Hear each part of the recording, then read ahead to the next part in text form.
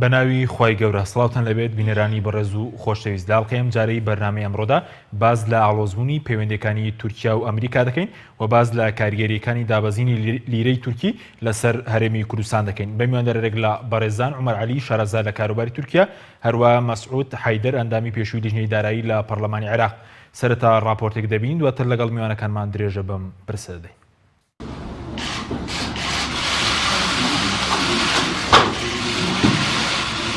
پەیوەندیەکانی تورکیا و ئەمریکا بەرەو ئاڵۆزی زیاتر دەڕۆن. دابەزینی بەهای لیرەی تورکیاش زیانی لە ئابووری ئەو وڵاتە داوە. بەهۆی ناکۆکی لەسەر چەند دۆسیەیەک ڕۆژ دوای ڕۆژ پەیوەندیەکانی تورکیا و ئەمریکا لاواز دەبێ. ئەو دوو وڵاتە لە هاوپەیمانەوە بەرەو دوژمنایەتی هەنگاو دەنێن. ئەمریکا و تورکیا ماوەیەکی زۆرە هاوپەیمانی یەکترن، بەڵام کاتێک لە 2016 کودەتای سەربازی لە تورکیا شکستی هێنا، بەرپرسانی تورکیا بزوتنەوەی خزمەتیان بە ئەنجامدانی کودەتاکە تۆمەتبار کرد. دوای چەند جارێکیش لە داواکاری تورکیا بۆ ڕادستکردنەوەی فەتحوڵا گولەن ڕێبەری ڕەوتی خزمەت کە ئێستا لە ئەمریکا نیشتەجێیە، ئەمریکا ئامادە نەبوو داواکاریەکە جێبەجێ بکات. بەو هۆیەوە پەیوەندیەکانی ئەو دوو وڵاتە بەرەو ئاڵۆزی هەنگاوینە. لە ماوەی چەند ڕۆژی ڕابردووشدا پەیوەندیەکان زیاتر گرژی بەخۆیەوە بینی. کاتێک تورکیا داوایەکی ئەمریکای بۆ ئازادکردنی قەشە ئەندریۆ برۆنسنی بەڕێگەز ئەمریکی ڕەت کردەوە کە ماوەی 2 ساڵە بە تۆمەتی پاڵپشتی لە تیرۆر دەستگیر کراوە. لە کاردانەوەی ئازاد نەکردنی قەشەکە ئەمریکا سامان و دارایی وەزیری داد و ناوخۆی تورکیای بلۆ کردو. باجیشی بەڕێژەی لە 120 لەسەر ئەلەمنیۆم و 150 بۆ سەر پۆڵای تورکیا زیاد کرد. بەو هۆیەشەوە لیرەی تورکی ڕیکۆردێکی مێژووی لە دابەزین تۆمار کرد کە ئێستا $100 ئەمریکی بەرامبەر 643 لیرەی تورکی لە بازار ماڵمەڵی پێوە دەکرێت. ئەمەش زیانی گەورەی ئابووری لە وڵاتە داوە. لای خۆشیانەوە بەرپرسانی تورکیا بۆ ڕێگەکردنی زیاتر لە دابەزینی درای وڵاتەکەیان داوایان لە هاوڵاتیان کرد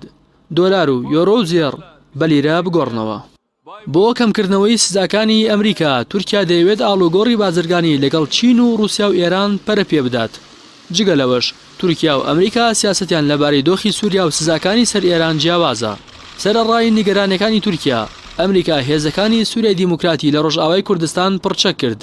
لە کاتێکدا تورکیا داوا دەکات ئەمریکا وەک هێزێکی تیرۆریست بیان ناسێنێت.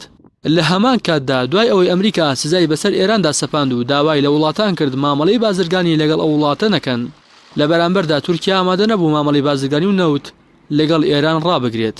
بە بڕوای چاودێرانیش ئەگەر ئەمریکا پەیوەندیەکانی لەگەڵ تورکیا ئاسایی نەکاتەوە،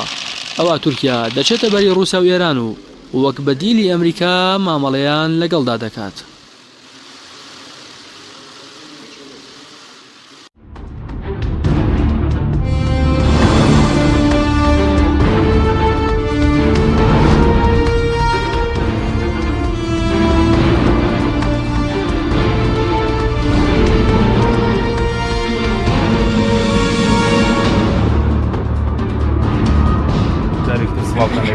بارەزا سوپاس بۆ میوانەکانمان بەخێر بن. مامۆستا عومەر گەسەرتە لە بەڕێستانەوە دەست پێ بکەین بەر لەوەی سەرەسەر ئاڵۆزبوونی پەیوەندیەکانی تورکیا و ئەمریکا بکەین، سەرەسەر کەسایەتی ترامپ بکەین دوای بوونی بە سەرۆکی ئەمریکا هۆکاری چێکە لەگەڵ زۆربەی وڵاتان پەیوەندیەکانی ئاڵۆز کردووە پەیوەندیەکانی ئەمریکا لەگەڵ وڵاتان بەرەو ئاڵۆزی دەڕوات. بەڵێ سوپاسی بەڕێستانەکەین بۆ ئەم دیدارە. ئەگەر سەرنج بدەین هەر لەو کاتەوە کە ترامپ بووە بە سەرۆکۆماری ئەمریکا، کۆمەڵێک گۆڕانکاری گەورە لەسەر سیاسەتەکانی ئەمریکا لە ڕۆژهەڵاتی ناوەڕاست و تەنانەت لەسەر ئاستی جیهانیش ڕوویانداوە کە زۆرتر پەیوەندیەکان بەرەو ئاڵۆزبوونە چێ و زیاتر ئەمریکا هەڕەشەی بەکارهێنانی هێزەکە، هەروەها بەکارهێنانی گەماروی ئابووری لەسەر وڵاتانەکە. ئەمانە نەک تەنانەت لەسەر وڵاتێکی وەکو ئێران و وەکو تورکیا، بەڵکو تەنانەت لەسەر چین و لەسەر رووسیا و لەسەر وڵاتانی یەکێتی ئەوروپا و لەسەر هیندستان و لەسەر هەندێک وڵاتی تری گەورەی جیهانی ئەم هەڕەشاناکە و بەم شێوەیە مامەڵاکە. لەبەرەوە ئێمە گۆڕانکاریەکی گەورە ئەبینین لە سەردەمی ئۆباما کە هەبوو و هەروەها لە سەردەمی دوای ئەوە ترامپ کە دێتە پێشەوە. بە بڕوای منیانی کاریگەریەکانی لە ڕۆژهەڵاتی ناوەڕاستدا پەیوەندی بە ئەو گۆڕانکاریانە هەیە کە لە دوای بەهاری عەرەبیەوە لە ناوچەکەدا ڕوویان داوە. یعنی پێم وایە پێشتر هەندێک دەسەڵاتداری گەورە لە ناوچەی ڕۆژهەڵاتی ناوەڕاستدا هەبوون کە ئەمانە پابەندی سیاسەتەکانی ئەمریکا و ئیسرائیل بوون لە ناوچەکەیە. لەبەرەوە ئەبینین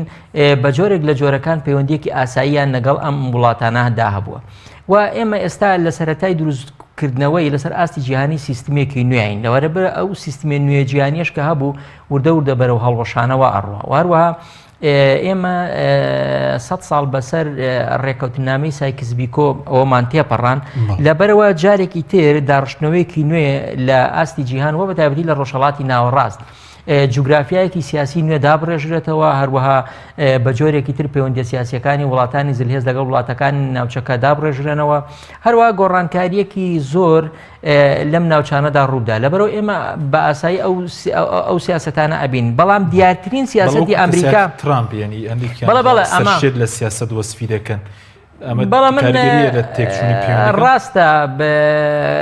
ترامپ وەکو کەسایەتیەک بۆ نمونە کەسایەتیەکی سیاسی نەبووە هەروەها لە بواری سیاسەتەوە نەهاتوۆتە ناو وەرگرتنی ئەم ئیدارە نوێی ئەمریکاوە بەڵام ئەمریکا ئەوەی کە بەڕێوەی ئەبا تەنها کەسێک و تەنها سەر و کۆمارێک نییە ئەمریکا وڵاتێکی موسەساتی و دام و دەستگاییە لەبەرەوە ئەوەی ئیدارەی سیاسەت دەکات لە ئەمریکایە پنتاگۆن و ئەنجومەنی ئاسایشی نەتەوەیی و کۆنگرس و ئەم موسەسە گەورانن کە لە دوای ترامپەوە لەبەرەوە ترامپ ناتوانێت هیچ هەنگاوێک بنێ بەبێ ڕاوێشکردن بەو دامەزراوانە لەبەرەوە ئەمە پەیوەندی بە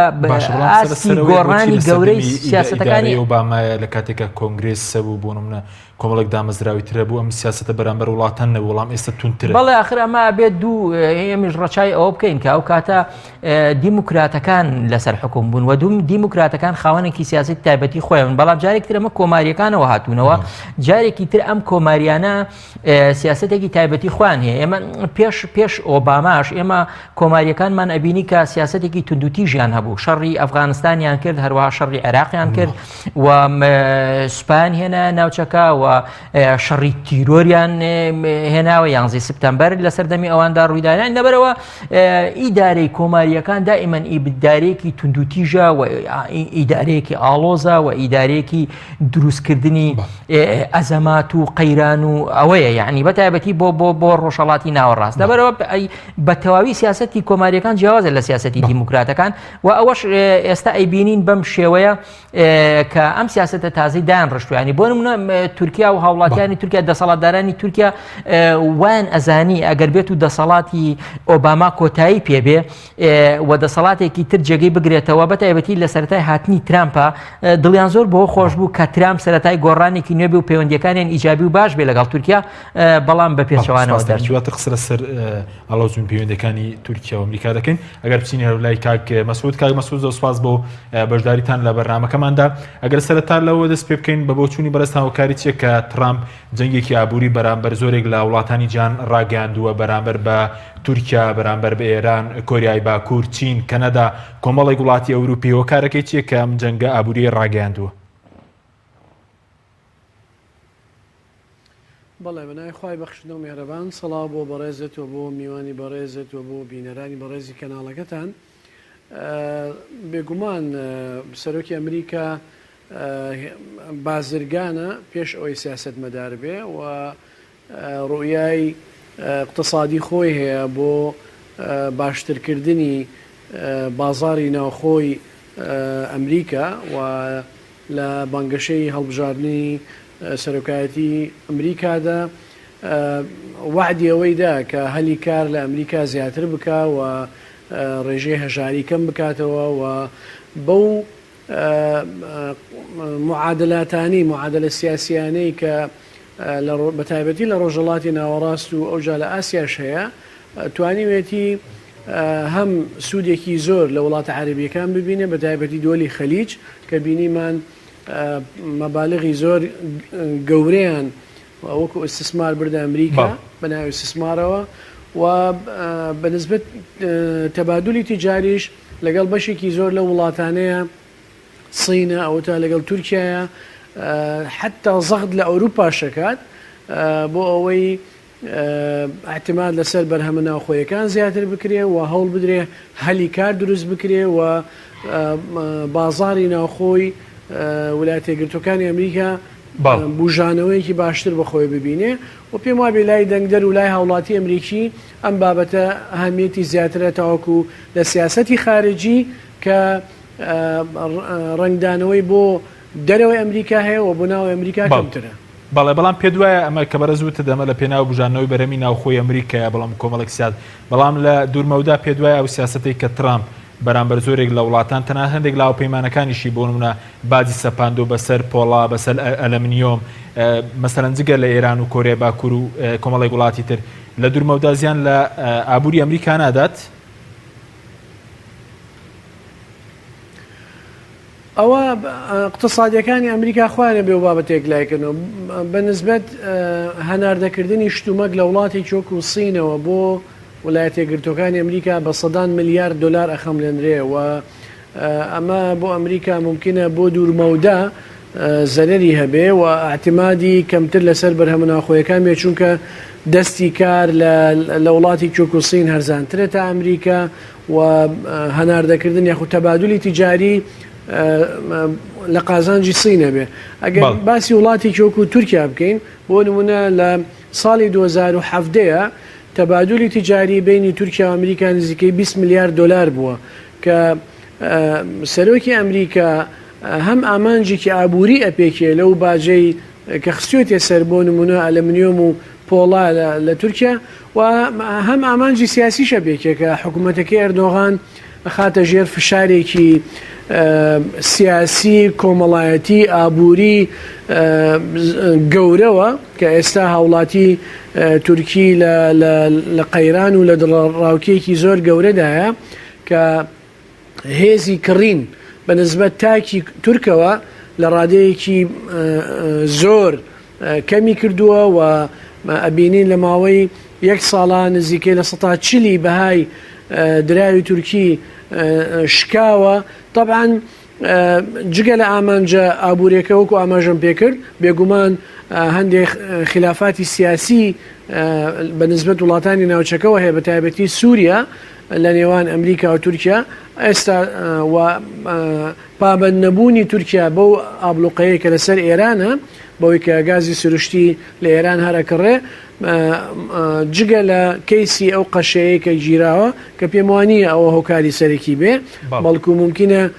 وەکو ئامرازێک بەکارهاتبێ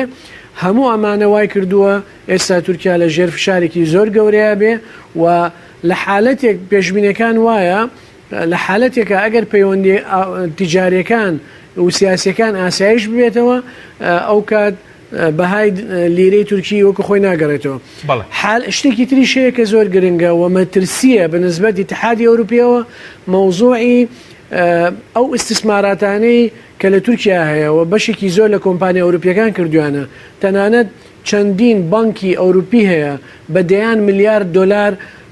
قەرزیان هەیە لە وڵاتی تورکیا ممکنە ئەم ئەزمە مالیە ئەم کێشە ئابووریە کە لە تورکیا ڕوەدات بگوازرێتەوە بۆ وڵاتانی ئەوروپا و قەیرانێکی دارایی و ئابووری لە ئەوروپاشە دروست بکە و ئەمە ممکنە ببێتە مەترسیەک بۆ سەر ئابووری هەموو جیهان. بەڵێ سوپاس دەکەم دەتەگرێن بۆ لای بەرز مامۆستا عومەر سەبارەت بە ئاڵۆزبوونی پەیوەندیەکانی تورکیا و ئەمریکا پێ دوایە ڕەهەندێکی ئێستای هەیە یاخود ئەم ململانەیە کۆنە ئاڵۆزبوونی پەیوەندیەکەی پەیوەندی بە دۆسیە و قەشەیەوە هەیە کە لە ئێستادا زیندوو کراوەتەوە. بەڵێ گەر سەرنج بدەین مەسلەی ئەو قەشەیە کە تاکو کە ئێستا لەلایەن ئەمریکاوە گەورە کراوە و کراوەتە کێشەیەکی گەورەی تێکچوونی پەیوەندەکانی نێوان تورکیا و ئەمریکا بەڵام لە ڕاستیە ئەوە هۆکارێکە ئەجوڵێنرێ بۆ ئەوەی پەیوەست بکرێتەوە بە کۆمەڵە فاکتەری تری گەورەترەوە لەوانەیە بڵێم ئەگەر بێت و ئێستا مەسلەی ئەو قەشەیەش نەبووە ئەوە هۆکارێکی تریان ئەجوڵاوە تازە ئاڵۆزیەکان ئەگەر سیر بکەین ئێمە کێشەکە لەم وڵاتانەیە بە تایبەتی ئەمریکا لەگەڵ ئەم وڵاتانە کە کێشە دروستەکە سەرەتا لە کێشەی سیاسیەوەیە و بیانی بە سیاسیکردنی کێشە ئابوووریەکانە کە هەنگاوانە بەرەو کێشەی ئابووری ئێمە بینین لە ئەو کاتێک کە عێراق کۆی داگیرەکە و ئەو کاتێک گەمارویەک بەسەر عێراق ئەسەپێنرێت هەروەها هەموو ئەو کێشانەی ترکە بەسەر قەزافی و ئەوانی تردا هە لە ڕۆژهەڵاتی ناوەڕاستدا کێشەکان سیاسین لەبەرەوە لەم کێشە سیاسیانەوە کە ئەمریکا دروستیانەکە دوجار ئەبن بە کێشەی ئابووری لەبەرەوە بەهۆی تێکچوونی پەیوەندی سیاسیەکانی نێوان تورکیا و ئەمریکا دوجار ئەم شەڕ ئەچێتە بوارێکی ترەوە کە بواری ئابووریە. ئێمە ئەگەر سەیری پەیوەندیەکانی نێوان تورکیا و ئەمریکا بکەین، تورکیا لە ساڵی 1940 کاتێک کە دان بە دەوڵەتی سربەخۆی ئیسرائیلانێ ئەوە یەکەم هەنگاوێگە بێ بۆ کرانەوەی پەیوەندیەکانی لەگەڵ ئیسرائیل و لەگەڵ ڕۆژئاوا و لەگەڵ ئەمریکا بە تایبەتی. لە دوای ئەوە لە ساڵی 1952 تورکیا وەرەگیرێ بە ئەندامی ناتۆ و دوای ئەوە دەوڵەتی تورکیا وەکو بەشێک لە منزومە و سیستمی عسکەری و ئەمنی ڕۆژئاوا و ئەمریکا و ئیسرائیلی لێدێ. لەبەرەوە ئێمە بە درێژایی نزیکەی 70 ساڵی ڕابردووی دەوڵەتی تورکیا جیاوازیەک نابین لە نێوان سیاسەتی ئەمریکا و سیاسەتی تورکیا و سیاسەتی ئیسرائیل لە ناوچەکەیە. لەبەرەوە هەر کاتێک کە دەوڵات پابەندی سیاسەتەکانی ئەمریکا بێ، پابەندی سیاسەتەکانی ئیسرائیلە بێ و ڕێکەوتنە سەربازی و ئەمنیەکانی لەگەڵ ئیسرائیل و لەگەڵ ئەمریکا ئاسایی بێ، لەبەرەوە ئەو وڵاتە وڵاتێکی زۆر باشە، پەیوەندێکی زۆر دۆستانی لەگەڵا ئەبەستێ و بە وڵاتێکی دیموگراسی و گەشەکردو ناوەبرێ. لەبەرەوە بەڵام هەر کاتێک ئەم دەوڵەتە وای لێهات ملکەتی سیاسەتەکانی ئەمریکا نەبوو، ملکەتی سیاسەتەکانی ئیسرائیل نەبوو لە ناوچەکەیە و ویستی بەرەو سەربەخۆیی هەنگاو هەڵبگرێ و ویستی پابەندی ئەو سیاسەتانە نەبێت کە ئەمریکا لەم ناوچانە هەیەی، ئەوە سیاسەتەکانی ئەمریکا و پەیوەندیەکانی لە ئاستیا ئەگۆڕێ، گۆڕانکاری بەسەرادەی. ئێستا ئێمە ئەوەی کە ئێستا ئەیبینین لە ئاست تورکیایە ئەوەیە تورکیا ئەو دەوڵەتە نەماوە بۆ نمونە کە دەوڵەتی نوێی تورکیا حکومیە کرد. یعنی ئەو دەوڵەتی کە ئێستا داد و گەشە پێدان لە دوای 2002 هەیە ئەو دەوڵەتە نییە کە پێش ئەوە هەبوو. لەبەرەوە ئەبینین زۆربەی ڕێکەوتی نامەستراتیژیەکانی لەگەڵ ئیسرائیل بەرەو هەڵوەشانەوە چووە، پەیوەندیەکانی لەگەڵ ئەمریکا لاواز بووە، لەگەڵ یەکێتی ئەوروپا کێشەی بۆ دروست بووە. لەبەرەوە ینی پێ کاری سەرک تێکچوونی پەیوەندەکان ملکەز نەبوونە بۆ بەڵێ ینی لە ڕۆژهەڵاتی ناوەڕاستە سیاسەتی ئەمریکا بەم جۆرەیە. ینی ئەبێ ئەو دەوڵەتێکە لە ڕۆژهەڵاتی ناوەڕاستدا هەیە ئەبێ ملکەتی سیاسەتەکانی ئەمریکا بێ لەو ناوچەیە و پابەندی ئەو ڕێکەوتنامە نێودەوڵەتیانە بێ کە ئەمریکا پێڕازیە. هەروەها بە تایبەتی ئیسرائیل ڕۆڵێکی زۆر گرنگی هەیە بۆ ئەمریکا. یعنی وەکو ئەڵێ ئیسرائیل چاوی ئەمریکایە لە ناوچەی ڕۆژهەڵاتی ناوەڕاستە. لەبەرەوە هەر دەوڵەتێک هەڕەشە دروستکە بۆ سەر ئیسرائیل و بۆ سەر ئاسایشی ئیسرائیل وا خۆی نیشان بدا کە ڕۆژە لە ڕۆژان بەرە ڕووی سیاسەتەکانی ئیسرائیل لەبێتەوە. لەبەرەوە لە ڕۆژهەڵاتی ناوەڕاستە پێم وایە چارەنووسێکی ڕوونی نابێ. ئەمە بینیمان پێشتر سەدام یعنی کە لە کاتی شەڕی کەنداوە، یعنی تەنها لەسەر ئەوەی کە هەڕەشەیەکی لەسەر ئیسرائیل کرد چارەنووسی بەچی لێ هات. و حافز ئەسەد سووریا کە وڵاتێک بوو سوپایەکی بەهێزی هەبوو و پابەندی ڕێکەوتنامەی لەگەڵ ئیسرائیلە نەبوو و چەند جارێک ناکۆکی لە نێوانی ئیسرائیل و سووریادا ڕوویدا بوو. دوجار سووریا بە چ دەردێک گەشت. هەروەها میسر کە سوپایەکی گەورەی هەبوو دوجار سوپای میسر چی لێ هات و بە چ ئاستێک گەشت. لەبەرەوە ئێستا دوو دەوڵەت لەم ناوچەیە کە بەرامبەر سیاسەتەکانی ئیسرائیل وەستاونەتەوە و ملکەتی سیاسەتەکانی ئەمریکا نابن لە ناوچەکەی بریتە لە تورکیا و لە ئێران. لەبەرەوە تورکیا و ئێرانیش ئەبێ بگەڕێنەوە سنوورەکانی خۆیان و ئەبێ جارێکی تر سیاسەتێکی تر دابڕژنەوە لەگەڵ سیاسەتی نێودەوڵەتی بە تایبەتی ئەمریکا و ئیسرائیل یان فشارەکان لەسەریان بە جۆرە زیاکە کە بیر لەوە بکەنەوە، بیر لە ئاڵوگۆڕی دەسەڵاتی ئەم دوو دەوڵەتە بکەنەوە لە ناوچەکەیە. لەبەرەوە ئێمە ئەبینین کە لە سەرەتا لە زۆربەی ئەو تێکچوونی پەیوەندیانەش کە تورکیا و ئەمریکا هەیەە لەکەیەوە دەست پێەکە لە دوای کودەتاکەی ساڵی 2016ەوە دەست پێەکە. لێرەوە لەوانەیە بڵێم بێمتمانەیەک لە نێوان ئەمریکەکان و تورکەکاندا دروست بووە و ئەم بێمتمانەیە بەوەی کە دەسەڵاتدارانی تورکیا لە زۆر لێدوانیانە لە زۆر بۆنەدا باز دەواکەن کە ئەمریکا لە پشتی کودەتا سەربازیەکەەوە بووە. ئەویش بە پشتیوانیکردن لە کۆمەڵی خزمەتی گوڵانیەکان کە ئێستا فەتحوڵا گوڵان خۆی لە ویلایەتی پنسیلڤانیا دانیشێ و لەوێ و پێیان وایە ئەو کودەتایە ناڕاستە و خۆ بە تەوجیهی ئەمریکیەکان بووە. لەبەرەوە هەر لە دوای ئەوە داوای تەسلیمکردنەوەی فەتحوڵا گوڵانیان کردووە، بەڵام ئەمریکا هەتاکو ئێستا ئامادە نەبووە ئەو کارە بکەوە ئەوە بکە. لەبەرەوە تورکیا لە ڕێگەیەک ئەگەڕێ بۆ ئەوەی کە ناچاریان بکە فەتحوڵا گوڵان تەسلیمکەنەوە. ئەوش لەوانەیە کۆمەڵک شت ڕوویدا لە ساڵانی ڕابردووە. لە ساڵی 2007 ئەوە بوو کارمەندێکی سەفارەتی ئەمریکایان دەستگیر کرد لە ئەنقەرە کە وتیان ئەمە پەیوەندی بە کۆمەڵی خزمەتەوە هەیە. و دوجار ئەمە ڕێی خۆش کرد کە ئەمریکیەکان لە کاردانەوەی ئەمەیە ئیتر لە سەفارەت و لە قونسولیەکانی خۆیان لە سەرتاسەری تورکایە ڤیزە نەدەن بە هیچ هاوڵاتێکی تورکی کە بچێتە ئەمریکاوە. و بە هەمان شێوە تورکیاش کاردانەوەیەک ڕوویدا هەمە ئەم شتی بەرامبەر هاوڵاتی ئەمریکایان و دوجار ئەم کێشەیان چارەسەر کرد. بەڵام دوایی جارێکی تر ئەم کێشەیە سەر هەڵەداتەوە دوای دەستگیرکردنی ئەو قەشە ئەمریکا. بەڵێ سەیرەکەین دەوڵەتی تورکیا هەوڵەدا کە کەسایەتێکی بۆ نمونەوەکو ئەم قەشەیە بەکار بێنێت لە ئاڵوگۆڕکردنی لەگەڵ فەتحوڵا گوڵەنە. بەڵام ئەمە پێم وایە ئەمە سیاسەتێکی هەڵەیە تۆ بتەوێت دەوڵەتێکی گەورەی وەکو ئەمریکا بخیتە ژێر مەرجەکانی خۆتەوە و ناچاری بکەی کە هەندێک سیاسەتی پێ جێبەجێ بکەیت. لەبەرەوە ئێستا لە جیاتی ئەوەی وەڵامی داواکاریەکانی باتەوە کێشەکە ئەوەندە ئاڵۆز بووە چوە کۆمەڵێ بواریترەوە لەوانەیە خەریکە لە دەست تورکیا دەرەچێ و ئەگەر تورکیا هەنگاوێکی ئیجابی و حەکیمانە نەنێ لەبەر ئەوەی کە بارودۆخەکە هێورکاتەوە و بەرەو ئاسایی بوونەوەی بێرێتەوە پێم وایە دوجار تورکیا زیانی گەورە لەما. سپاس دەکەم. کاک مەسعود سەبارەت بە کاریگەریەکانی ئەو سزایی کە ئەمریکا ئێستا خستوێتە سەر تورکیا پێدا چ کاریگەرێک لەسەر ئابووری تورکیا دەبێ ئەوەی کە بەنسبەت پۆڵا و ئەلەمنیۆم کە هەریەکان دوو هێندە بازی لەسەر زیادکردن و وەزیری داد و ناوخۆی تورکیاش سامانەکانیان بلۆ کراوە کە لیرەی تورکیش دابەزیوە ئێستا چ کاریگەرێکی خراپی لەسەر ئابووری تورکیا دروست کردووە؟ یەکەم تورکیا بێ بازاری بەدیل بدۆزێتەوە بۆ ئەو مەوادە خامانەی کە هەناردەی ئەمریکایە کرد و قازانجێکی زۆر باشی لێ کرد و داهاتێکی باشی هەبوو وەکو ئاماژەم پێکرد کە لە ساڵی 2017 تەبادولی تیجاری لە نێوان هەردوو وڵاتان نزیکەی 20 میلیارد دلار بووە. ئەمە یەک دوو دابەزینی بەهای لیرەی تورکی بەڕادەیەکە کە نەدەوڵەت خۆی توانیوەتی تام لە حەزە ئێستیعابیکە و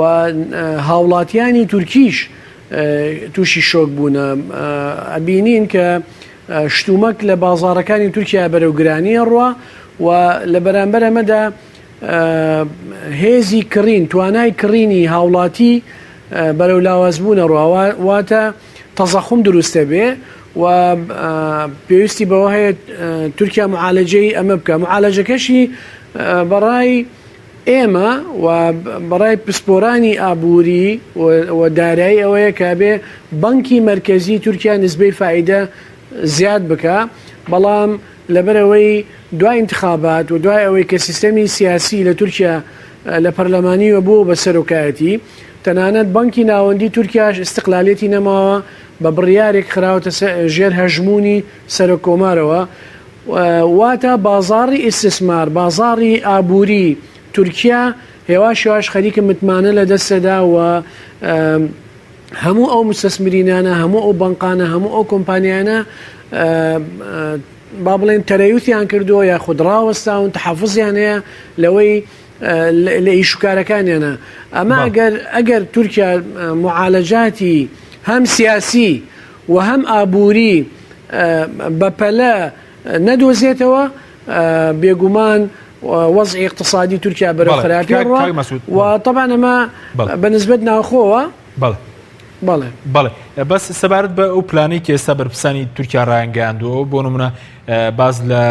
پلانی 100 ڕۆژە دەکرێت کە لایانی ئابووریش دەگرێتەوە تا چەند کاریگەری دەبێت و لەگەڵ ئەوەشدا ڕەجەب تەیب ئەردۆغان داوای لە وڵاتانی وڵاتێکی کرد و کە دۆلار و یۆرۆ و زێر بگۆڕنەوە بە لیرەی تورکی.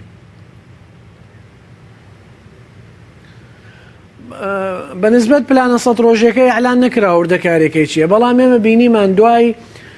تویتەکەی سەرۆکی ئەمریکا کە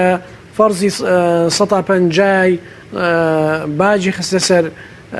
مەوادی خامی ئەلومینیۆم پۆڵا بینیمان لیرەی تورکی لە ماوەی یەک ڕۆژە 13.5% لە بەهاکەی کەم بووە. واتە چاڕوان ناکرێت ئەو ئیجراتانەی کە حکوومەتی تورکی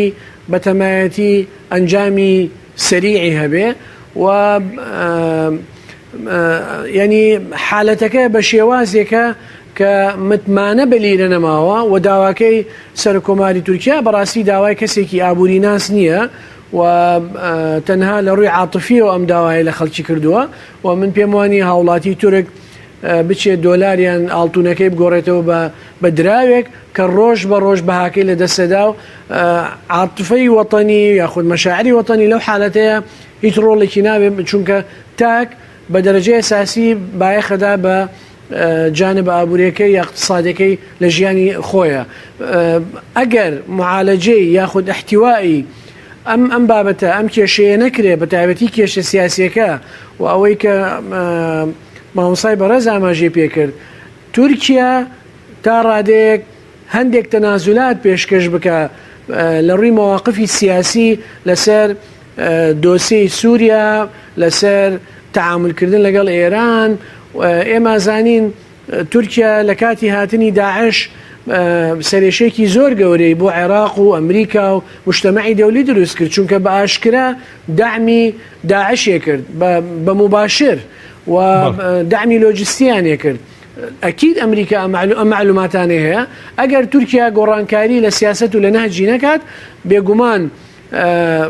وەزعی اقتصادی تورکیا خراپترە بێ و بە تەسەوری ئێمە وایە کە لە حالەتێکدا ئەگەر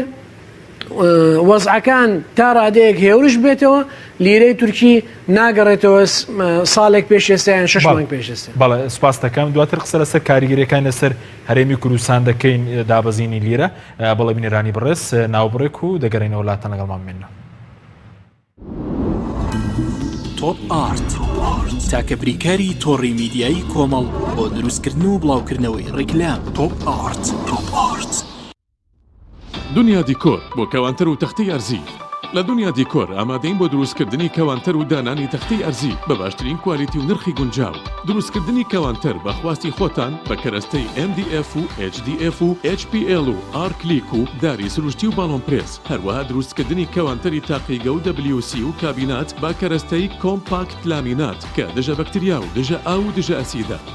بۆ دڵنیابوون لە کوالیتی و نرخی گونجاو تەنها دنیا دیکۆر هەڵبژێرە. دنیا دیکۆر.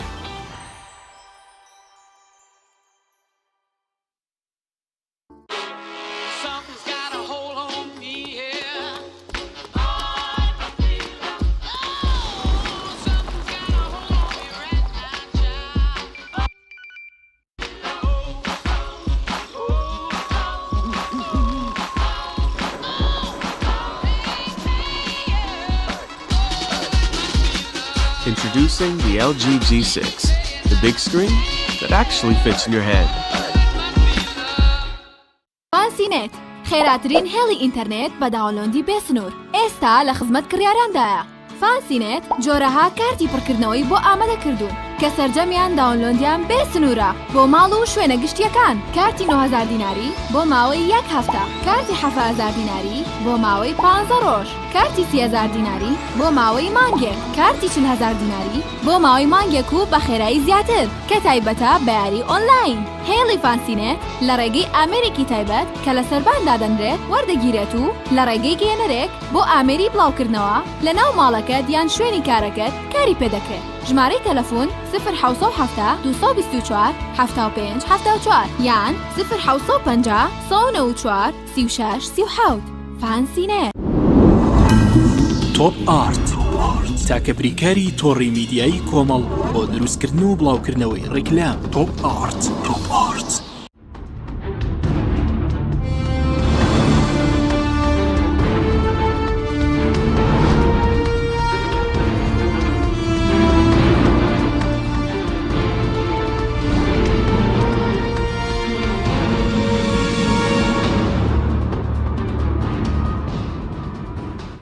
جارێکتر سڵاوتان لەبێت بەڕێزان مامۆستا عومەرێکی بگەڕم و لای بەڕێزت دەمەوێت پرسیارێکی ئابووریش سەبا وەکو بەڕێز وەکو شارەزای کاروباری تورکیا پێ دوێ ئابووری تورکیا ئێستاوەندە لاواز بووە کە مەجای هەستانەوەی نەبێت یاخود ئابووری تورکیا ئێستا تەنها ئەمریکا باجی خۆتۆ سەر پۆڵا و ئەلەمینیۆم خۆ باجی نەخسووس سەر شتی تری تورکیانی بۆچی لیرەی تورکیە و دابەزی بەڵەگەر سەرنج بدەین لە بەرپرسانی ئەمریکا کە کاتێک باسی ئەم قەیرانە ئابوووریاکەن کە ئێستا لەسەر تورکیا ڕوویداوە وان بەوە باسیەکەن کە ئەمە نەگوشارێکە بۆ سەر تورکیا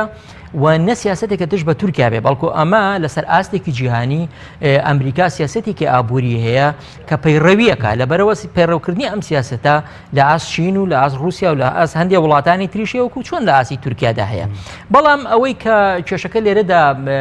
ڕوو ئەدا ئەوەیە کاتێکە مامەڵە لەگەڵ تورکیاکەن بۆ نمونە ئێستا لەسەر ئاستی تورکیا کێشەیەکی ئابووری ئەوتۆ ڕووی نەداوە قەیرانێک نەهاتۆتە ئاراوە بەڵام لە ڕاستیا وەکو پێشتر باسی سیاسەتەکانمان کرد لە دوای هەڵبژاردنەکانی تورکیاوە ئیتر ئەم دەسەڵاتە نوێی کە لە تورکیا هەیە بەدڵی ئەمریکا نییە لەبەرەوە ئەمریکا حەز بە درێژەدان و گەشەکردنی ئەم جۆرە دەسەڵاتە سیاسی لە ناو تورکیادا نادا لەبەرەوە بە جۆرەها فشار لەسەر ئەو دەسەڵاتە فشاری خۆی دروستەکە لە ڕووی سیاسیەوە لە ڕووی ئابووریەوە لەبەر ئەوەی ئێستاش ئابووری لەسەر ئاستی جیهان کاریگەریەکی زۆری هەیە و بواری ئابووریەکە لە بوارەکانی جەنگ لەسەر ئاستی دنیاە و ئەگەر سەرنجیش بدەین ئابووری تورکیا ئێستا ئەم گۆڕانکاریانەی بەسەرا هاتووە بە تایبەتیش لە دوای هەڵبژاردنەکە و هەروەها سەرکەوتنی سیستمی سەرۆکاتی لە تورکیا ئۆردوغان ئێمە ئەبینین لە دوای سەرکەوتنی سەرۆکاتیەکەوە جۆرێک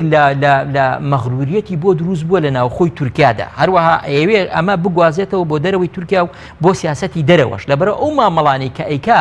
لەگەڵ وڵاتەکانی ناوچەکە لەگەڵ وڵاتانی یەکێتی ئەوروپا لەگەڵ ئەمریکاش ڕنگدانەوەی ئەمەی پێوە دیارە لە بوارە ئابووریەکەشدا ئێستا دەسەڵاتی ئەوەی کەوتوتە دەستکە بە تەواوی کۆنتترۆلی ئابووری تورکیا بکە ئێستا کەزاواکەی کردووە بە وەزیری خەزانە و دارایی زیاتر هەر لەو ڕۆژەوە کە زاواکەی بوو بە وەزیری دارایی وردە ئیتر دابەزینی لیرەی تورکی زیاتری کرد چکە بۆ ئەمە زۆربەی وەبەرهێنەرەکان و ئابووری ناسەکان سەرنجی ئەوەیانەدا کە ئیتر ئابووری تورکیا سربەخۆی لەدەستەدا لەبەرەوە کێشەیەک هەبووە لە نێوان بانکی ناوەندی تورکیا لەگەڵ ئۆردوغانە پێشتر چکە زۆر بۆچوونی هەبوو ئۆردوغان کە بانکی مرکزی بەگوێی ناکرد بە تایبەتیش لە مەسەلەی زیاکردنی سوو ئێمە ئەبینین کە ئۆردوغان لە هەڵبژاردنەکاندا زۆر ئەم بەڵێنانەی داوە کە سوکەمەکەینەوە و بەرهێنەران زیاتر کێشەکەین بۆ ناو تورکیا و لەم بوارانەوە زۆر قسەی کردووە بەڵام لە ڕووی واقعی و عملیەوە ئەمە قسێکی نائابووریە تۆ بێی ئابووری بەکار بێنی بۆ بەرژێک هەندێک لە بەرژەوەندی سیاسی پارتەکە چکە ئابووری ئەبێ لەسەر ئاستی گەورەی دەوڵەتەکە و لە ئاستی وەبەرهێنەران و لەسەر ئاستی دەرەوە کار بکات ئەم کێشەیە لە بینی ئەمە سەری کێشا بوو ئەوەی کە بەرپرسی بانکی ناوەندی بگۆڕێ لەبەرەوە ئیتر کێشەی گەورەتر کەوتەناوە هەر لە ئەنجامی ئەمەوە ئێمە ئەبینین کە دراوی نێودەوڵەتی قورس لە بانکی مرکزی کەم بووە و وەبەرهێنەرەکان وردە پارەکانیان کێشاوە بۆی بڕۆنە دەرەوە چکە ئەو بارە ئابووری کە هاتە پێشەوە و بە بەردەوامی دابەزینی لیرەی تورکی و بەشێکی زۆر لە کۆمپانیاکانی تورکیا بە بڕی نزیکەی 200 میلیارد دلار قەرزاری بانکەکانی یەکێتی ئەوروپا و ئەمریکان و کاتێک کە نرخی لیرەدا ئەبەزێ ئەمە بەردەوام سووی ئەچێتە سەر لەبەرەوە ئەبێ ئەوان بەردەوام پارەکانیان بگۆڕنەوە بە دۆلار و لەبەر هەر گۆڕینەوەیەکیش بەرامبەر بە دۆلار نرخی لیرە دابەزێ لەبەرەوە ئەمە ئیتر وای کرد کە قەیرانێکی گەورە دروست تەنان ئێستا قەیرانی لیرە تەنها بۆ تورکیا نییە ڕووی کردوتە یەکێتی ئەوروپاش تەنانەت کاریگەری بۆ سەر یۆرۆش دروست کردووە بۆ چونکە وەکو وتمان ئەو قەرزە گەورانەی کە لە یەکێتی ئەوروپا کراون ئەمان ئەبێ قەرزەکانیان بدەنەوە و ئێستا داوای قەرزەکانی و هەندێک لەو کۆمپانیا گەورانە ناتوان قەرزەکانیان بدەنەوە دەبەرەوە کێشەیەکی گەورە بۆ بانکەکانی ئەوروپاش دروستە بەس لە ڕۆ سیاسی تا چەند ئەم ئالۆز بوونەوەم سزایانە پەیوەندی بە جیاوازی سیاسەتی ئەمریکاوە و تورکیا لە سووریە و بەرامبەر بە گەمارۆکانی سەر ئێرانیش بەڵێ وەکوتمان کۆمەڵێک کێشەی سیاسی هەیە کە کاریگەریان هەیە لەبەرەوە ڕێگنەکەوتنی سیاسەتەکانی تورکیا و ئەمریکا لە زۆر کێشەیە بە تایبەتی لە ئاز مەسەلەی کێشەی سووریا کاریگەری زۆر توندی هەبوو و ئەمریکەکانی زۆر تووڕە کرد کە سیاسەتی تورکیا لە ئاز مەسەلەی پێدە لە ئاز مەسەلەی کورد لە سووریادا هەروەها لە ئاز مەسەلەی پەیوەندی لەگەڵ ڕژێمی ئەسەد و ئەو سیاسەتانەی کە بەرامبەر ئەسەد ئێوێ پیادە بکرێ هەروەها پەیوەندی بە بوونی هێزەکانی رووسیا لەوێ و بوونی هێزەکانی ئێران و حیزبوڵڵا لە سووریا لە زۆربەی ئەم کێشانە تورکیا ناکۆک بووە لەگەڵ ئەمریکایە و وای لێ کردووە ئەمریکا لاواز بکە لە ناوخۆی سووریایە و فشارێکی زۆر بۆ سەر ئەمریکەکان دروست بێ بەتایبەتی لە کێشەی ئەم دوایە لە پەیوەندی لە مەسەلەی ڕێکەوتنی منبەج و هەروەها لە داگیرکردنی عەفرین و هێرشەکانی تەواوی بۆ سەر کوبانێ و بۆ سەر هەندێک ناوچەی تری ئەو کانتۆنە کوردیەکان کە ئێستا هەن لە خۆر ئاوادا و فشاری زۆر بۆ سەر ئەمریکا کە ئەبێ هێزەکانی بە پێدا بە هێزێکی تیرۆریست لە قەڵەم بدا و پشتیوانیەکانی کەم بکاتەوە بۆیان و ئەو پشتیوانە سەربازی کە هەیەیانە ئیتر کۆتایی پێبێنێ و هاوتای پەکەکە بە هێزێکی تیرۆریست بیان ناسێنێ لە بەرەوە فشارەکانی تورکیا لە ناو سووریا بۆ سەر ئەمریکا زۆرە پێم وایە ئەمریکا هەرچەند ڕاستەوخۆ وەڵامی تورکیای نەداوەتەوە بەنا بەڵام دوجار ئەم سیاسەتانی ئەمریکا کە ئێستا پیادەی ئەکا ئەمە نامەیەکە بۆ تورکیا کە ئەبێت تورکیا گۆڕانکاری لە سیاسەتەکانی بکە و بەم شێوەیە پێچەوانەی سیاسەتەکانی ئەمریکا نەبێتەوە بەتایبەتی ئەخیر قسەم کە بێڵم لە مەسەلەی ئیدلیبە لە مەسەلەی ئیدلیب زۆر پێچەوانەی سیاسەتەکانی ئەمریکا وەستایەوە و هات ڕێکەوتنی لەگەڵ رووسیا و لەگەڵ ئێران کرد بۆ ئەوەی ناوچەیەکی ئاشتی پارێز لەو ناوچانەیە دروستکە وە لە ژێر کۆنتترۆلی ئەمریکەکان بیهێنێتە دەرێەوە ئەو سیاسەتی ئەمریکا ئەوێ لە ناوچەی ئیدلیب ئەو ناوچانە بۆی نەچێتە سەر کە ئەمەش بەڕاستی ئەمریکای نیگەران کرد لەم سیاسەتی تورکیا. کاک مەسعود سەبارەت بە مەسەلەی دابەزینی لیرەی تورکیا و کاریگەریەکانی لەسەر هەرێمی کوردستان هیچ کاریگەریەکی هەیە خودە و سزایانەی کە خراوەتە سەر تورکیا کاریگەری هەیە لەسەر هەرێمی کوردستان؟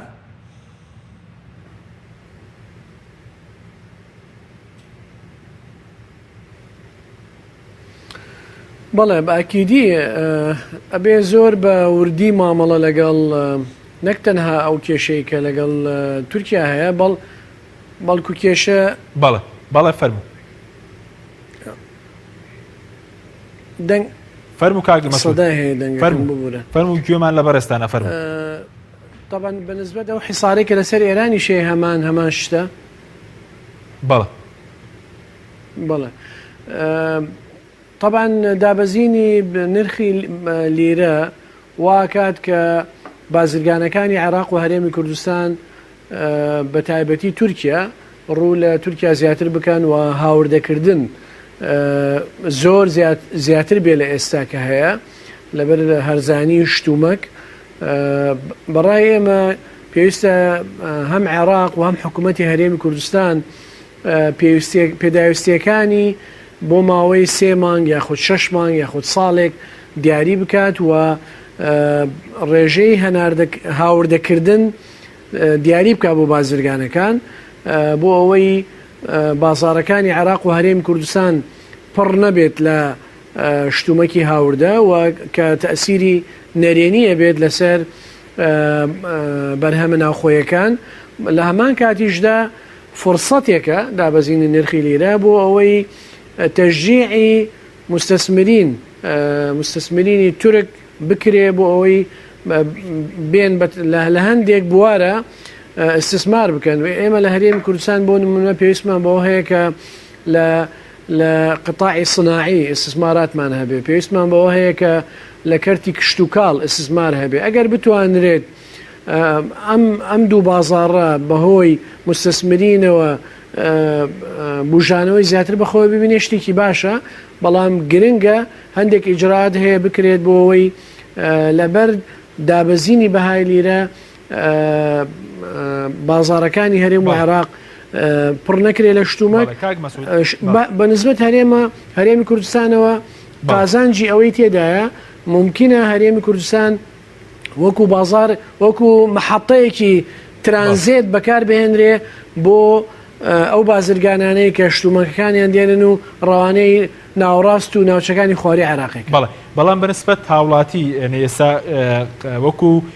شمەکی تورکی هەرزان دەبێت ئەگەر بێت و زۆر هاوردە بکرێت کە بەڕێزوتت ئێستا بەهای لیرە دابەزیوە بەنسبەت ئێمەوە شمەکەکان هەرزان بوونەوە بۆ هاوڵاتی باشە هەرێمی کوردستان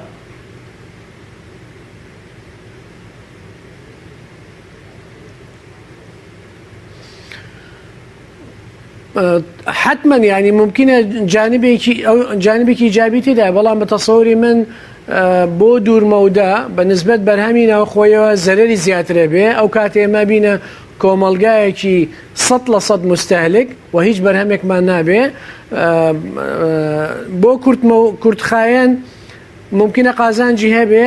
بەڵام بۆ دوورمەودا بۆ ئابووری هەرێمی کوردستان زەرەری گەورەی هەیە چونکە هەلی کار دروست نابێ و کەرتی تایبەت لە هەرێمی کوردستانە بە تەواوەتی ئەمرێ. بەڵێ ینی پێ دوای لەمە دو بەرهەمی ناوخۆی لە هەرێمی کوردستان لاواز دەبێ ئەگەر بێت و سنوورێکی بۆ دانەندرێ بەهۆی دابەزین لیرەی تورکیەوە.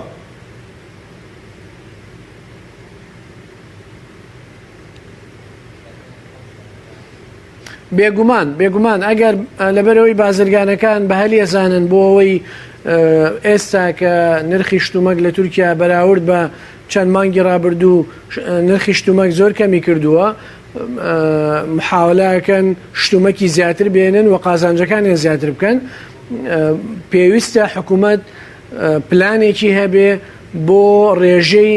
ئەو شتانەی کە هەناردەک ئەیهێنن هاوردە کرێت لە تورکیاوە تەنانەت لە وڵاتی ئێرانیشەوە بۆ وەکووت ئاماژەم پێکرد بازاڕەکانی هەرێمی کوردستان و عێراق پڕ نەکرێت لە شتومەکەکانی وڵاتانی دراوسێ و بەرهەمە ناوخۆیەکان بە یەکجاری لەناو بچن. بەڵێ بەس سەبارەت بە سزاکانی بۆ نمونەگەر سزای تر بۆ سەر تورکیا بێت و بۆ ئەو سزانی کە بۆ ئێرانیش سەپێنراون پێ دوای هەرێمی کوردستان دەبێت چۆن مامەڵ بکە مامەڵێکی بێلانن لەگەڵ ئەم سزایانە بکات.